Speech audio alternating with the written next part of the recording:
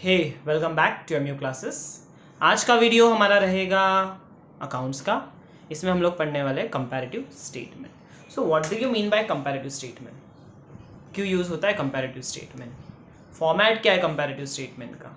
So in this video we will be discussing about comparative statement and profit and loss. And then you'll die.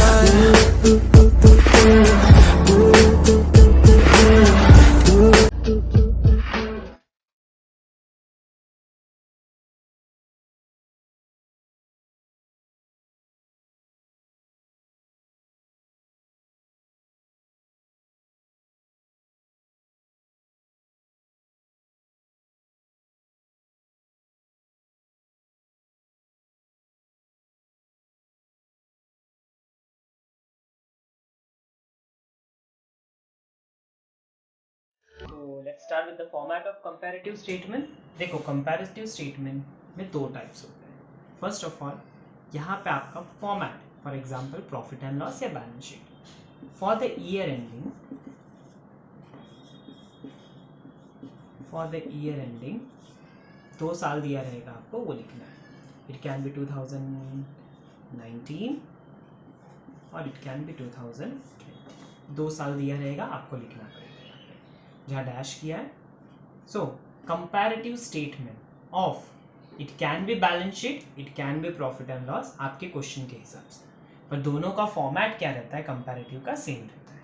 Clear? So let's start with the format.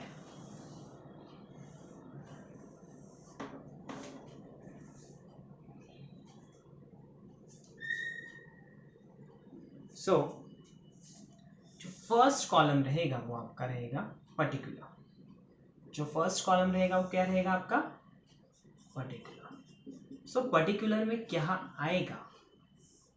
In particular balance sheet का format आया तो equities and liabilities, asset.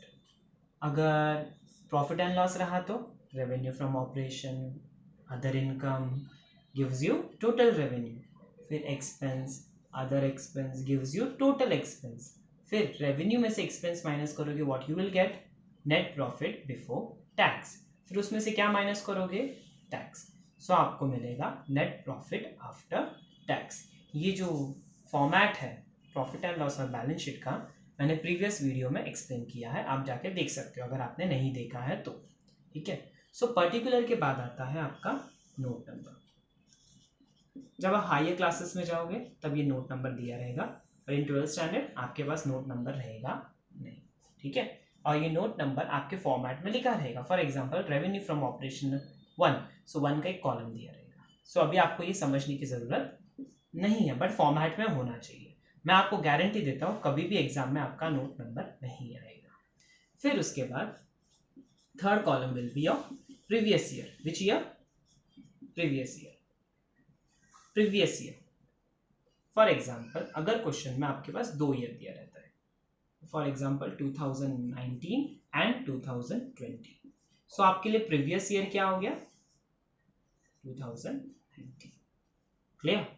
सो उसके बाद आपको obviously आपको पता ही चल गया होगा नेक्स्ट क्या आएगा?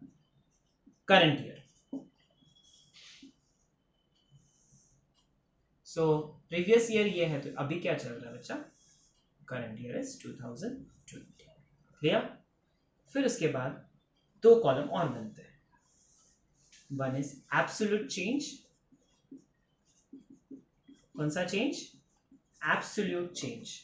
एब्सोल्यूट चेंज मतलब आपके आसान भाषा में इंक्रीज और डिक्रीज। फॉर एग्जाम्पल मेरे पास कोई चीज है, for example revenue from operation. क्या बच्चा? Revenue from operation. Revenue from operation मेरे पास यहाँ पे 2 लाख है और यहाँ पे 3 लाख है। सो अगर मैंने पूछा तो रेवेन्यू फ्रॉम ऑपरेशन आपके लिए इंक्रीज हुआ है कि डिक्रीज हुआ है? सो आप डायरेक्टली बोल जाओगे इंक्रीज। पर जिसको इंक्रीज डिक्रीज समझ में नहीं आता है, so what you will be doing? 3 lakh minus 2 lakh, so what will be your answer? 1 lakh. आया सबको समझ में? करंट ईयर में से प्रीवियस ईयर माइनस करना है। अब अगर मेरे पास अदर इनकम है, चलो ये रेवेन्यू हो गया, अदर इनकम, यहाँ पे मेरे पास 50,000 है और यहाँ 30,000 है। सो जो लॉजिकल स्टूडेंट्स है वो लोग डायरेक्ट बोल देंगे सर डिक्रीज हो रहा है, but if you have a confusion so आप एक काम कर सकते हो ना, करंट ईयर में से प्रीवियस ईयर माइनस करो, 30,000 माइनस 50,000, साइन किसका बना है 50 का, सो आंसर किस में आ रहा है माइनस में आ रहा है। सो अगर माइनस में आंसर आता है कंपैरेटिव स्टेटमेंट में तो आप क्या करोगे, ब्रैकेट लगाओगे, क्या लगाओगे ब्रैकेट, क्लियर। उसके बाद हम इसे ए ले लेते हैं बच्चा समझने के लिए, इसे B and the last one C, ठीक है। अब इसके बाद लास्ट कॉलम जो आपका होगा वो होगा परसेंटेज चेंज। परसेंटेज हम बचपन से निकालते आ रहे हैं, शायद सबको निकालते आना ही चाहिए परसेंटेज चेंज। तो परसेंटेज चेंज कैसे निकालोगे, so that is a formula of percentage change. Percentage change equal to absolute change upon ये वाला column, absolute change upon previous year into 100। क्या, जो आपका एब्सोल्यूट चेंज आया उसको प्रीवियस ईयर से डिवाइड करो इनटू 100 करो। अगर तो भी समझ में नहीं आ रहा है, what is absolute change, C, previous year क्या है ए,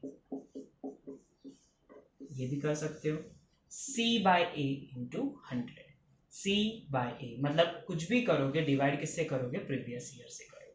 अगर आपने एग्जाम में करंट ईयर पहले लिख दिया और प्रीवियस ईयर बाद में लिख दिया, सो आपके एग्जाम में कुछ मार्क्स चले जाएंगे, ठीक है, या मार्क्स ही नहीं मिलेगा क्योंकि आपका फॉर्मेट रॉन्ग हो गया। सो जो आपका आंसर आएगा, फॉर एग्जाम्पल चलो देख लेते हैं percentage change, clear. So what is percentage change, 1 lakh आपका सी है, 1 lakh divide by previous year, what is previous year 2 lakh into 100, 0 0 0 0 0 cut cut cut cut cut, 2 1 जा 5, क्या आंसर आया 50। वापस clear, 1 lakh divide by 2 lakh into 100, so what is your answer, what is your answer 50%। Clear, आया सबको समझ में, यस या नो। चलो नेक्स्ट कर लेते हैं। अब ये क्या है 20,000 लिख दिया, divide by previous year 50,000 into 100, so what you will get 0 0 0 0 0 0 0 0 0, 5 1 za 5 2 za 0, so 2 2 za 40, but ये आंसर किस में था माइनस में, तो ये भी आंसर किस में आएगा माइनस में, clear. So clear with the format comparative statement के। सो पहले आप लिखोगे comparative statement of, it can be profit and loss या balance sheet for the year ending 2019 या 20, जो भी आपके क्वेश्चन में ईयर दिया रहेगा वो यहाँ पे लिखोगे, ठीक है। फिर format particular, note number, previous year, current year, absolute change, percentage change.